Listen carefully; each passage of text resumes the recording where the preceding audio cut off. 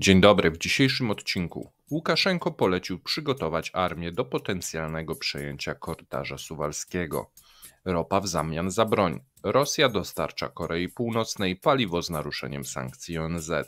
Chińskie samochody wypierają rosyjskie marki z rynku. Defraudacje i wymuszenia w rosyjskim lotnictwie. Eskalacja zachowań w stosunku do migrantów. Zapraszamy. Dzień dobry, z tej strony już wiecie kto, to nie ma sensu się przedstawiać. Witamy w codziennym ekonomicznym przeglądzie. Przyznajcie się, czekacie od wczoraj, tak, jak tylko wyłączyliśmy komputery, to tylko przykryliśmy się kocami i czekaliśmy na rano, a tak naprawdę to nie, oglądaliśmy mecz. Polska jedzie na mistrzostwa, Ukraina jedzie na mistrzostwa, Gruzja jedzie na mistrzostwa, a Rosja nie jedzie. Myślę, że... Ja chciałem się przedstawić. Paweł Jeżowski z tej strony, obok mnie redaktor Mateusz Lech, z tyłu Wacuś, a zaczynamy, słuchajcie, od informacji giełdowo-surowcowych. W sumie nic się nie dzieje, mamy delikatne spadki, jeżeli chodzi o ropę, jeżeli chodzi o gaz, mamy wzrosty delikatne, jeżeli chodzi o waluty, natomiast nie ma żadnych tutaj szaleństw, dlatego byśmy przeszli już do krótkich informacji, tak. Bo duże zmiany, jeżeli chodzi o Indię. Zamiast rosyjskiej ropy będzie amerykańska. Około 7,6 miliona baryłek ropy, czyli 260 tysięcy baryłek dziennie, zmierza obecnie do Indii ze Stanów Zjednoczonych, co stanowi najwyższy wolumen dostaw od ponad roku. Tankowce płynące ze Stanów Zjednoczonych są czarterowane przez Reliance Industries. Reliance stał się pierwszą indyjską rafinerią, która odmówiła współpracy z Sovcom Watt po tym, jak USA nałożyło na firmę sankcje pod koniec lutego. No i tutaj zamiast, podejrzewam, że był ciekawy, i to widać, że Amerykanie, jeżeli chodzi o te sankcje surowcowe na ropę, są coraz aktywniejsi, bo prawdopodobnie został zaproponowany ciekawy deal. Zamiast rosyjskiej weźmiecie naszą, damy odpowiedni rabat, a wy nie będziecie na liście sankcyjnej. Więc tak, myślę, oferta bardzo, bardzo ciekawa. Zobaczymy, jak to dalej będzie i co w przypadku pozostałych rafinerii, bo tam jeszcze mamy tani Urals. Tutaj było łatwiej to wymienić, bo wymienialiśmy ESPO i ESPO i Sokół na amerykańską ropę, na iracką ropę też, natomiast zobaczymy, co z tym Uralsem będzie, bo Hindusi mówią, że będą sprowadzać, i żądają oczywiście kolejnych rabatów od Rosjan. Tak, a Amerykanie nie tylko są bardzo skuteczni w tym roku w dociskaniu śruby Rosjanom, jeżeli chodzi o ropę, ale też jeżeli chodzi o cały przepływ finansowy między Rosją i całą resztą świata. Dlatego ja już teraz gorąco Was zapraszam na 17. Marek Meissner opowie m.in. o rosyjskiej mafii, ale nie tylko, powie też o planach Amerykanów i działaniach, jeżeli chodzi o rozliczanie się w diamentach, złocie, bitcoinie, bo tam też bardzo duże postępy się poczyniły w tym roku, więc już teraz serdecznie zapraszamy na godzinę 17.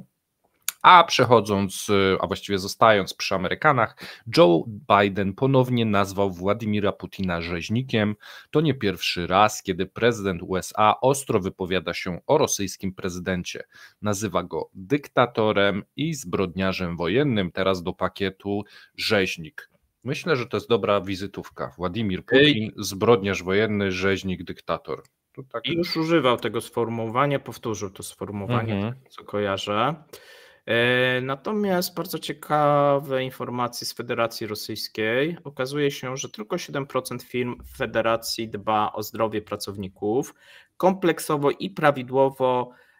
Tak powiedział podczas konferencji Iwan Rybakow, szef ogólnorosyjskiego projektu Corporate Wellbeing.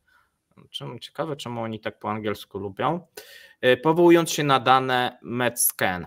Według niego 27% pracowników twierdzi, że codziennie doświadcza bólu w miejscu pracy, 58% pracowników twierdzi, że znajduje się w stanie chronicznego zmęczenia, świadczenia. Jak jest w waszych firmach? Proszę, piszcie w komentarzach. W naszych jest tak, że Mateusz chyba odczuwa zmęczenie i ból odczuwasz? Nie odczuwam bólu, natomiast słyszę, że słabo audio. Kto z nas słabo audio ma? Dajcie znać, bo nie wiemy, o co chodzi. Tak, jeżeli obaj, no to raczej proszę sobie podgłośnić. Jeżeli ktoś z nas, no to coś jeszcze spróbujemy tutaj zrobić. Tak. A my przechodzimy, słuchajcie, do następnej informacji. Przez cały ubiegły rok, to tak?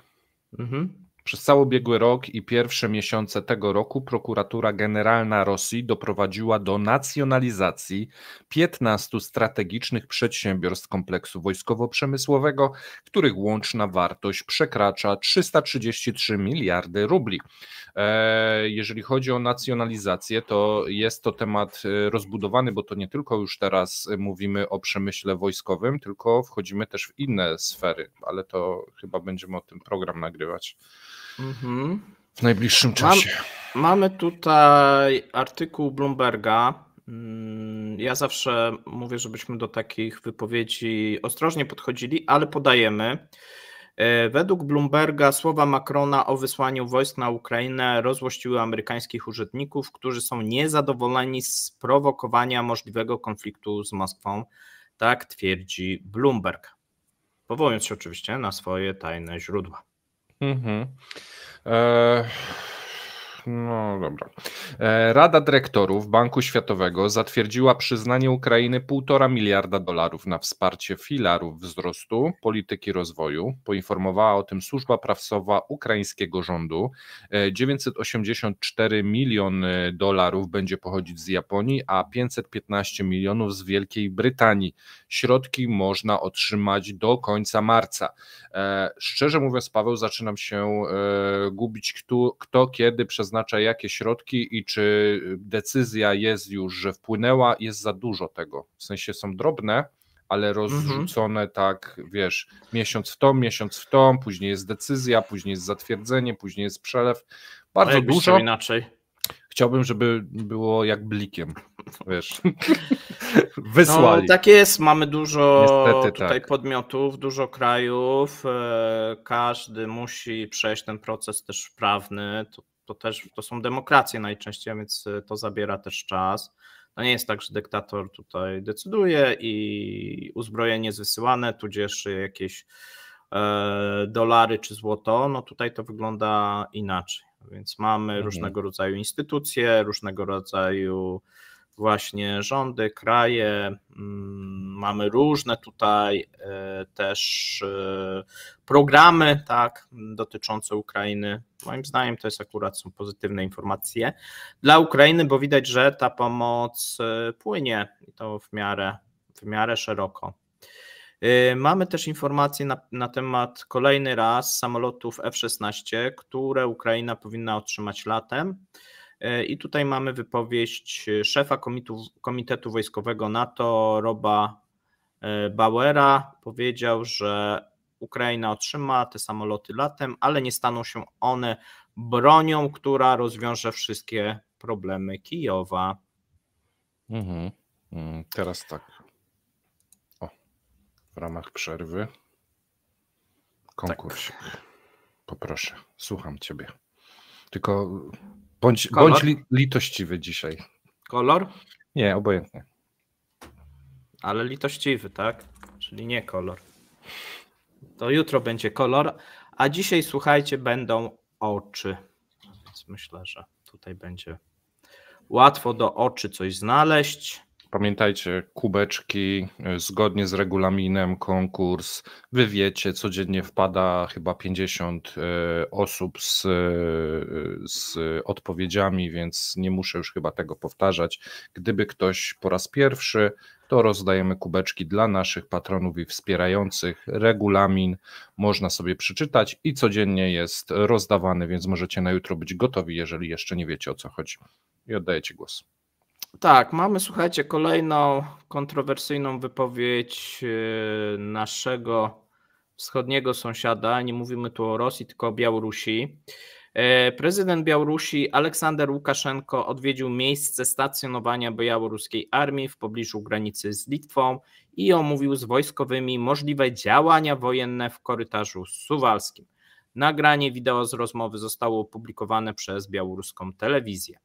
No i tutaj mamy różne wypowiedzi i wojskowych, i Łukaszenki. Ciągle mówią o korytarzu suwalskim. Ile kilometrów dzieli nas od federacji, terytorium od Federacji Rosyjskiej?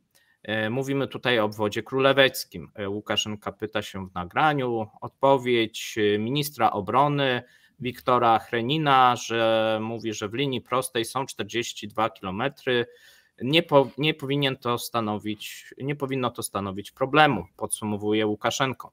Następnie ostrzega dowódcę wojsk północno-zachodniego dowództwa operacyjnego Aleksandra Naumowkę, że wojska białoruskie będą musiały skonfrontować się z krajami bałtyckimi i zagarnąć kawałek Polski. Naumenko odpowiada, wszystkie działania są już zaplanowane, opracowane są kwestie gotowości bojowej, skład jest w przygotowaniu, rozkaz ministra obrony narodowej jest realizowany w ramach przygotowania obszarów umocnionych. Tak, tego nie rozumiem, ale w porządku. Będą atakować zza obszarów umocnionych. Tak, korytarz suwalski o długości nieco ponad 100 km, przypomnijmy, łączy Polskę z krajami bałtyckimi i oddziela Białoruś od obwodu królewieckiego. Jest uważany za jeden z bardzo prawdopodobnych celów prezydenta Rosji Władimira Putina w przypadku wojny NATO i zajęcia krajów bałtyckich, takich jak Litwa, Łotwa i Estonia. W ubiegłym tygodniu szef Komitetu Wojskowego NATO, admirał Rob Bauer, powiedział, że Zachód powinien być przygotowany na ewentualny konflikt z Rosją. Według niego wszystkie kraje bloku muszą przygotować się na to, że wojna z Rosją rozpocznie się w ciągu najbliższych 20 lat. A więc widzimy taką mocną retorykę. Widzieliśmy też psy bojowe, bo Łukaszenko przyszedł. Tak, Baćka siedzi z tym psem i do tego generał, a tam w tamtą stronę to ile do Rosji? A 40 kilometrów. To nie ma problemu. To nie ma problemu. Tu zajmiemy. Znaczy nie jest powiedziane, czy sam chce podbijać, ale z tego co rozumiem, to chyba armia białoruska chce podbijać tutaj i kraje, i Polskę. Ale widzisz, dał zakres dat 20 lat, a nie 2, więc jest bardziej litościwy. To nie Baćka, to tutaj Generał, tak. Powiedział, za ile będziemy gotowi? A za 20 lat. Aha, dobrze, ten pies. No i to takie, wiesz, on musi odstawić szopkę. Tu Rewan napisał, że no, jak Baćka dostanie broń, rozda broń ludziom, to ludzie się zwrócą przeciwko Baćce. Coś w tym może jest, nie wiem. No, w każdym razie trzeba patrzeć przez palce na te wypowiedzi Łukaszenki, bo to wiadomo jak jest. No on też jest na musiku, musi coś mówić. Dobra. Znaczy on ma taką jakąś wahadło, więc ja mam czasami podejrzenia, że być może ma jakieś leki bierze, bo... Nie, to telefon milczy albo telefon dzwoni z Moskwy. Myślisz? To nie jest wahadło, bo to jest wiesz, dostępność potem, na linii. Tak, bo potem będzie, że będziemy w sojuszu z Polską, tak? Tak, ale tam zajmiemy. Że rozdamy kaszę na granicy, a zaraz dostaje telefon. Bo Polacy i to dobrze są. Musi odegrać szopkę, ale wiesz, sam fakt, że jedzie z tym białym pieskiem i na kolanach i go trzyma i tam wizytuje i no to nadaje takie zmiękczenie, nie? No nie. I gotowość za 20 lat, to też, wiesz, no ten generał odpowiada, kiedy będziecie go? No za 20 lat. No bo on już umrze, Baćka już umrze, to co ich już to obchodzi, nie? No wiadomo, musi powiedzieć, ale ja się w ogóle nie wystraszyłem, nie wiem jak wy. Dajcie znać w komentarzach, a ja przechodzę do następnej informacji, bo czas nas goni. Ropa w zamian za broń. Rosja dostarcza Korei Północnej paliwo z naruszeniami sankcji ONZ. ONZ, które właściwie mogłoby nie istnieć i żadnej różnicy by na świecie nie było. Rosja rozpoczęła w marcu bezpośrednie dostawy produktów naftowych do Korei Północnej, naruszając tym sankcje ONZ, pod którymi osobiście podpisał się Władimir Putin, co jest szokujące, że Władimir złamał własne obietnice. No, szok. Wydaje się, że dostawy miały nastąpić w zamian za pociski i rakiety, które Korea Północna wysłała do Rosji w okresie od sierpnia ubiegłego roku do początku tego roku. W tym momencie tam jest jakaś pauza, nie wiadomo dlaczego. Zdaniem ekspertów pomoc naftowa dla przyjaznego obecnie reżimu Korei Północnej pozwoli mu przeznaczyć więcej środków na programy wojskowe, więc może właśnie na produkcję pocisków, które znowu Rosja weźmie, tego jeszcze nie wiemy. Według zdjęć satelitarnych co najmniej 5 koreańskich tankowców zawinęło do portu w Ostoczni od 7 marca, aby odebrać produkty naftowe. To pierwsze udokumentowane dostawy z Rosji do Korei Północnej od 2017 roku, kiedy to Rada Bezpieczeństwa ONZ w odpowiedzi na testy broni nuklearnej w Korei Północnej nałożyła na nią ograniczenia w sprzedaży ropy i produktów naftowych. Można wysyłać do Korei Północnej tylko 500 000 baryłek rocznie. Wszystkie koreańskie tankowce załadowane na jednym molo naftowym w tym porcie rosyjskim. Następnie zdjęcia satelitarne pokazały, jak 2 z nich co najmniej rozładowały się w porcie koreańskim. Tym samym według wyliczeń jedynie udokumentowane na zdjęciach dostawy wyniosły około 125 000 baryłek produktów naftowych, czyli 1/4 dozwolonego rocznego wolumenu i to w ciągu kilku tygodni. Eksport nastąpił z naruszeniem wymogów ONZ, które pozwalają na sprzedaż ropy i produktów naftowych do Korei Północnej jedynie po powiadomieniu Komitetu do Spraw Sankcji tej organizacji, ale Rosja, mówiąc krótko, to zlała i robi sobie to wszystko na własną rękę. To, co teraz widzimy, to porozumienie barterowe dotyczące ropy za broń z naruszeniem sankcji, które osobiście podpisał Władimir Putin. Tak powiedział Hugh Griffiths, były koordynator Komisji ONZ monitorującej przestrzeganie sankcji wobec Korei Północnej. No i ma taką chłopak pracę, że mówi tylko, że ktoś nie przestrzega, ktoś złamał. Mu leci dniówka. Ale co złamał? No sankcje. No tam jest taki człowiek w ONZ, który został wyznaczony do pilnowania, żeby nikt nie łamał tych sankcji na Koreę Północną. No i Rosja łamie. Do monitorowania. Tak, i on mówi, no ona łamie. I koniec. I no, ale wiemy, teraz wiemy, że już tak. złamała. Słuchajcie, teraz przejdziemy do następnej informacji, czyli chińskie samochody wypierają rosyjskie marki z rynku. Jakby nie baćka, to pewnie byłaby to tytułowa informacja. Okazuje się, że chińskie Chery ponad 2-krotnie zwiększyła rabaty na swoje samochody. Rabaty na niektóre modele zbliżyły się do 500 000 rubli, wyrównując wzrost ceny z powodu zwiększonej opłaty recyklingowej i zagrażając rosyjskim markom. Wiele chińskich marek przeprowadzając agresywną ekspansję na rynek rosyjski, zaczynają przebijać się przez poprzeczkę opłat recyklingowych i dominować na rynku. Budzi to duże obawy AvtoVAZ. Firma ostrzega, że chińskie marki udzielają klientom rabatów większych już niż opłata recyklingowa płacona przez importerów przy imporcie zagranicznych samochodów do Rosji. Do tej pory opłata zapewniała rosyjskim producentom przewagę cenową. Teraz to się zmienia. Od 1 sierpnia 2023 opłata recyklingowa, przypomnijmy, została właśnie gwałtownie zwiększona, by chronić lokalny rynek, a tak naprawdę ładę. Teraz osoby prawne płacą prawie 2 razy więcej za importowanie małych samochodów z silnikiem do 1 litra, 81 000 za samochody od 1 do 2 litrów i 306 000 za 2-3 litry i tak dalej, i tak dalej.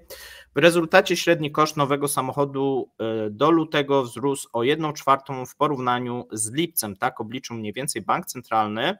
No i wydawało się, że to pomoże głównie AvtoVAZ. Natomiast pod koniec rynku chińscy producenci, którzy aktywnie rozwijają się na rynku rosyjskim, przywieźli tak dużo swoich produktów, marek, że magazyny dealerów zostały przepełnione. Według Autostat w styczniu w kraju było ponad 200 000 niesprzedanych nowych samochodów zagranicznych, głównie z Chin, a więc widzimy, że tutaj ta ekspansja chińskich firm samochodowych to nie jest tylko Europa, ale również w Europie mówimy o tych elektrykach głównie, natomiast w przypadku Rosji mówimy o normalnych autach spalinowych. Chińskie marki zaczęły się wyprzedawać, początkowo oferując klientom darmowe opcje, rabaty wymiennie, dopłaty do leasingu i pożyczek, natomiast w styczniu doszło już do bezpośrednich rabatów od producentów za samochody z rocznika 2023. Chery, która w zeszłym roku była liderem sprzedaży z wynikiem 120 000 samochodów, dla porównania Lada to jest około 340 000 samochodów, wprowadziła rabaty na popularne modele, odejmując nawet 285 000 z ceny, z czego najbardziej budżetowe crossovery firmy, które były kupowane za mniej niż 2 miliony rubli, zaczęły się zbliżać do Łady Westy, która kosztuje 1 700 000. No i teraz okazuje się, że to nie koniec tych rabatów, bo firmy chińskie przeszły do kolejnego natarcia. Teraz Chery poszła dalej. Dziś poinformowała dealerów o wzroście rabatu 3-krotnie, czyli jak wcześniej były rabaty na przykład z 200 000, zwiększyły się do 500 000, ze 150 000 na model jakiś następny do 450 000 i tak dalej, i tak dalej. Tak duże rabaty obowiązują tylko do końca marca, ale nawet po tym czasie prawdopodobnie już pozostaną z Rosjanami, czyli tutaj pewnie na ten rocznik 2023, jak się wyprzeda, no to pewnie pojawi się na 2024 jakiś nowy rabat. Tutaj widzimy, że Chińczycy mogą sobie na to pozwolić, dlatego że te chińskie marki były oferowane do tej pory po cenach wyższych niż w Chinach. I to sporo wyższych. No tutaj oczywiście ta opłata recyklingowa, ale nie tylko. Tutaj Chińczycy mieli większe marże, a teraz chcą mieć większą sprzedaż i chcą dominować na rynku. Szef dużego salonu Chery jest pewien. Z całą pewnością możemy powiedzieć, że mamy dużo potencjalnych klientów od AvtoVAZ, którzy są gotowi przesiąść się na chińskie samochody. Konkurowanie z Chińczykami bez wsparcia państwa jest nierealne, przyznał szef AvtoVAZ Sokołow, podkreślając, że przyszłość rosyjskiego rynku samochodowego do 2030 będzie zależała jedynie od państwowych środków regulacyjnych. Szef AvtoVAZ wezwał do powiązania państwowych środków wsparcia z poziomem lokalizacji, ponieważ chińscy producenci nie spieszą się wcale z przeniesieniem jakiejkolwiek produkcji do Rosji. No i tutaj mamy wypowiedzi też chińskiego biznesu, który według Rosjan jest bardzo negatywnie wyszkolony w dziedzinie inwestycji w Rosji. Nigdy nie było to tutaj faworyzowane, a dopóki istniały kontakty z zachodnią społecznością inwestycyjną, stosunek do Chińczyków był bardzo sceptyczny. Często otrzymywali propozycje, które były odrzucane przez zachodnich partnerów. Po wypchaniu tych nierówności Chińczycy są teraz bardziej ostrożniejsi, jeżeli chodzi o projekty w Rosji. My o tym dużo mówiliśmy, że jeżeli chodzi o inwestycje, Chiny nie chcą inwestować, bo o ile sprzedaż jak najbardziej tak, produktów gotowych, to w przypadku inwestycji to jest świadoma polityka rządu chińskiego, że nie zamierza inwestować w najbliższej przyszłości w Rosji. Tak. A dodatkowo, jeżeli chodzi o te chińskie samochody i to, jak zalewać będą rosyjski rynek, to możecie sobie obejrzeć, jeżeli ktoś z Was nie oglądał jeszcze, nasz niedzielny Cep Chiny z Łukaszem Kobierskim, gdzie opisywał dokładnie politykę chińskich fabryk, jak to wygląda, jakie mają plany, jak rząd je wspiera, więc to się z obu stron bardzo dobrze skleja Jeżeli ktoś nie widział, to serdecznie zapraszam, bo wtedy będziecie mieli obraz z obu stron. Jeżeli ktoś interesuje się motoryzacją, to polecam ten odcinek. A teraz przejdźmy do lotnictwa, defraudacje i wymuszenia w rosyjskim lotnictwie. Pracownicy FSB zatrzymali szefa dyrekcji Północno-Wschodniej Federacji Agencji Transportu Lotniczego Aleksieja Radiuka w sprawie nadużycia stanowiska w interesie osobistym. Zdaniem śledczych urzędnik wręczał premię pracownikom, tak, przez swojego wydziału, a następnie odbierał je od swoich pracowników i zatrzymywał dla siebie. Tu jest ta różnica, gdzie tu się to nie zgadzało. Wielkość zdefraudowanych środków szacuje się na co najmniej 1,8 miliona rubli. Radiuka zatrzymano w Magadanie po przeszukaniu jego domu i biura. Grozi mu do 10 lat więzienia. W ubiegłym roku ten sam urzędnik kilkukrotnie ponosił odpowiedzialność administracyjną. Dwukrotnie oskarżono go o arbitralność za używanie służbowego samochodu do celów osobistych. Został także ukarany grzywną za niezastosowanie się do ustawowych żądań prokuratora. To nie pierwszy urzędnik tej ekipy, który zwrócił na siebie uwagę sił bezpieczeństwa. 11 kwietnia ubiegłego roku aresztowano szefa Wydziału Operacji Lotniczych Federalnej Agencji Transportu Lotniczego Maksyma Kostylewa. Został on oskarżony o przyjęcie łapówki w wysokości 5,7 miliona rubli od kierownictwa rosyjskiej czarterowej linii lotniczej Azur oraz o utworzenie w tym celu zorganizowanej społeczności przestępczej sprzedaży certyfikatów lotu, czyli właściwie gdzie się tylko da coś sprzedać albo zależy od wpisania na jakąś listę, tam tworzy się wokół tego grupa przestępcza. Wcześniej kilku podwładnych Kostylewa zostało aresztowanych w sprawie karnej dotyczącej wymuszeń od pilotów, w tym byłego szefa Wydziału Wyższej Komisji Kwalifikacyjnej Federalnej Agencji Transportu Lotniczego. Według śledczych brali od pilotów łapówki za odnowienie certyfikatów lotu. Komitet śledczy oszacował łączną kwotę łapówek na bagatela 150-170 milionów rubli. Więc jest to bardzo wysokie. Dać mu jeszcze jedną szansę temu, który tam tak... Tak. No tak. Czemu nie? Już kilka razy się potknął, ale się może wyrobi. Nie? No tak. W końcu?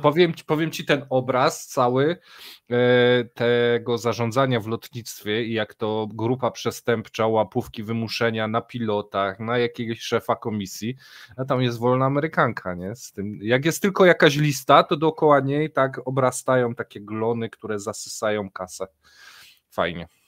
Fajny kraj. Możesz zawsze jechać. Tak. Wiesz, nieustająco tutaj. Korespondent jest potrzebny. Zawsze to powtarzam. A my sobie przejdziemy do informacji, słuchajcie, dotyczące zaostrzeń dla migrantów, które pojawiają się od jakiegoś czasu już w Rosji. I sytuacja robi się nieciekawa. My jutro na ten temat prawdopodobnie nagramy materiał, natomiast powiemy, jak to w tym momencie wygląda. Władze zamierzają zaostrzyć warunki popytu migrantów w Rosji. Na potrzeby regulacji mają wprowadzić zestaw ukierunkowany, a warunki umów mają być ograniczone jedynie do 2 lat. Projekt ustawy już jest gotowy. Zgodnie z planem priorytetem będzie zorganizowana, ukierunkowana rekrutacja pracowników przez 2 lata, czyli na 2 lata będą te umowy i tylko na wybrane właśnie specjalizacje, czyli jeżeli ktoś potrzebuje do budownictwa, no to będzie zgłaszał, że ta osoba będzie pracowała w budownictwie, a nie gdzieś indziej. Według tutaj Rosjan i według rządu, tych pomysłodawców, wystarczy migrantów do pracy nad projektem i te 2 lata są wystarczające. Wtedy pracodawca będzie mógł ponownie skorzystać z tego mechanizmu, czyli dostaje się pozwolenie na 2 lata, jeżeli te 2 lata mijają, to w tym momencie pracodawca musi wystąpić ponownie o pozwolenie na pobyt na 2 lata No i oczywiście znowuż na tym samym kierunku, z tą samą specjalizacją, natomiast jeżeli nie wystąpi lub się spóźni, no to migrant będzie wracał do swojego kraju. Środowiska biznesu mocno krytykują proponowane rozwiązania. Polityka budownictwa przemysłowego i cywilnego Federacji Rosyjskiej polega na przyciąganiu dość dużego napływu migrantów.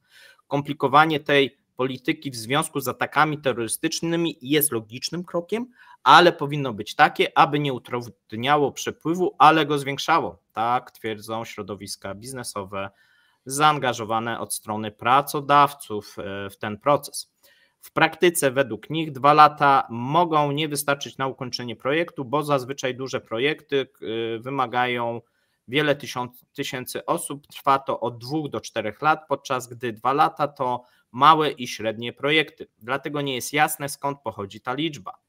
Jeśli migranci pracują w swojej specjalizacji, mogą zostać zmuszeni do opuszczenia kraju. Pomoc Ministerstwa Pracy zyskał jednak duże poparcie w Dumie Państwowej i pospiesznie uzupełnia się dodatkowo normy o obowiązkowe pobieranie danych biometrycznych, w tym odcisków palców od migrantów. Tymczasem prokurator generalny Igor Krasnow równocześnie powiedział, że liczba przestępstw popełnionych przez migrantów w 2023 wzrosła o 75%. Regiony już ograniczają prawa migrantów. Władze obwodu nowogrodzkiego zakazały obcokrajowcom prace takie jak kierowcy taksówek, autobusów, a także sprzedaż alkoholu.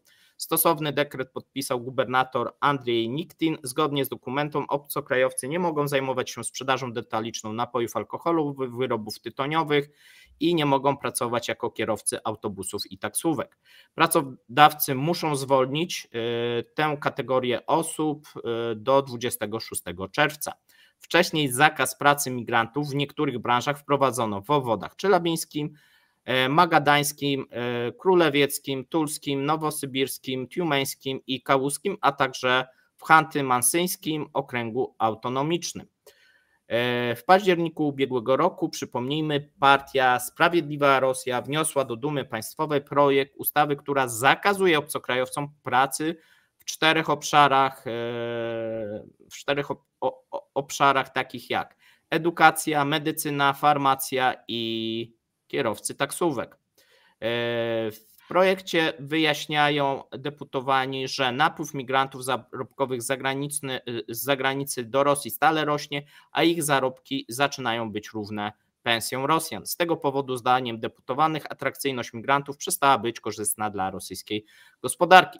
No i najnowsza informacja, o której informowaliśmy, Michał Szeremet, członek Komisji Dumy Państwowej do spraw bezpieczeństwa i walki z korupcją, powiedział w ubiegłą niedzielę, że konieczne jest całkowite ograniczenie wjazdu migrantów do Rosji na czas wojny z Ukrainą.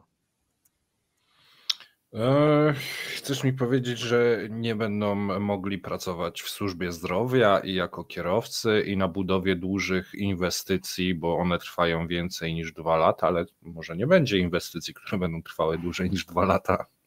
To po co im wtedy takie zatrudnienie? No, czekam na ograniczenia już takie, że wejść do autobusów, wejść do sklepów, no to tak będą ucinać.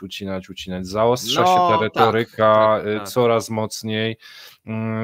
No ja tylko się bardzo zastanawiam, jak będzie wyglądał transport, jak wielu tych kierowców autobusów, to byli właśnie imigranci, jak będzie wyglądała służba zdrowia, gdzie łatali się właśnie jakimiś lekarzami napływowymi, nawet chwalili się, pamiętasz, zdjęcie było z takim czarnoskórym lekarzem, no to co, teraz go zwolnią, a taki był uśmiechnięty. No tak, teraz... oni tam bardzo dużo w publicznej służbie zdrowia poprzyjmowali migrantów i to nie mówimy o Azji Centralnej, tylko w ogóle o migrantach. Tak. I z Afryki i Azji, z kierunków często bardzo egzotycznych. No i teraz, no nie wiem, no jeżeli by ustawa przeszła, no to trzeba będzie ich wszystkich pozwalniać. No tak, no i idzie, no brawo Rosjanie, tak trzymać. Znaczy my popieramy, tak, natomiast no... nie popieramy prześladowań, ale jeżeli chodzi o efektywne strzelanie sobie w stopy i kolana, To bardzo Wam to dobrze wychodzi i trzymajcie się tego planu. Tak, teraz będziemy pewnie mówić o tym jutro w komentarzu po stronie zarówno tej takiej nacjonalistyczno, tych kół powiedzmy bardzo faszystowskich. Krążą różnego rodzaju filmiki, gdzie się pokazuje właśnie jak migranci napadają na ludzi, okradają, biją kobiety, no niektóre są bardzo drastyczne. No i dochodzi już też z drugiej strony do pierwszych samosądów. No ta sytuacja z wydarzeniami w Moskwie tylko podsyciła, co robi rząd w tej sprawie. O tym w komentarzu dnia już jutro. Tak, a ja podaję drugi człon hasła w kolorze magenta. Dobrze.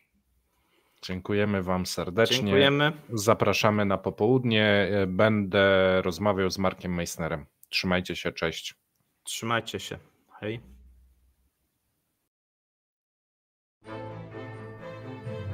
Dziękujemy za obejrzenie materiału do końca. Zapraszamy kolejnego dnia. Trzymajcie się. Cześć.